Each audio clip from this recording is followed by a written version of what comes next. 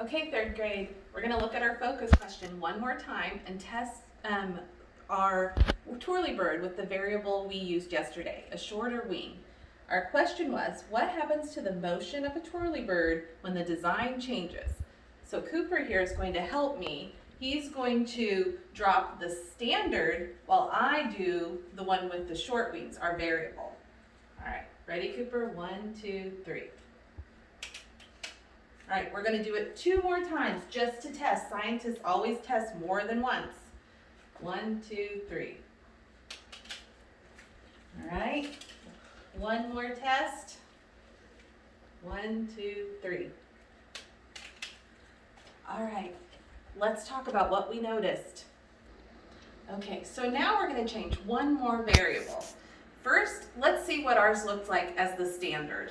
Here's our standard twirly bird.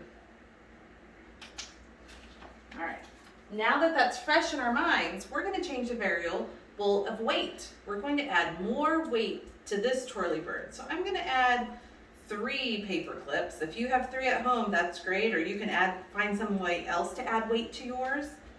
So now that I have added weight, let's see what it looks like now.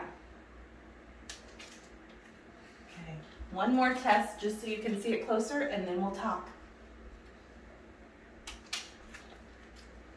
Okay, let's talk together and see what we noticed about added weight to a twirly bird.